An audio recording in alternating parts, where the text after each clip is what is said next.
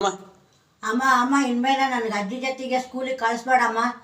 ಯಾಕ ಪಾಪ ನಿಮ್ಮ ಅಜ್ಜಿ ಆಟೋ ಬಿಡಿಸಿ ಪ್ರೀತಿಲಿಂದ ನಿನ್ನ ಕರ್ಕೊಂಡು ಕೈ ಹಿಡ್ಕೊಂಡು ಊಟದ ಬಾಕ್ಸ್ ಹಿಡ್ಕೊಂಡು ನಿಂದು ಸ್ಕೂಲ್ ಬ್ಯಾಗ್ ಹಿಡ್ಕೊಂಡು ಎಂಥ ಚೆನ್ನಾಗಿ ಕರ್ಕೊಂಡು ಹೋಗ್ತಾಳೆ ಪಾಪ.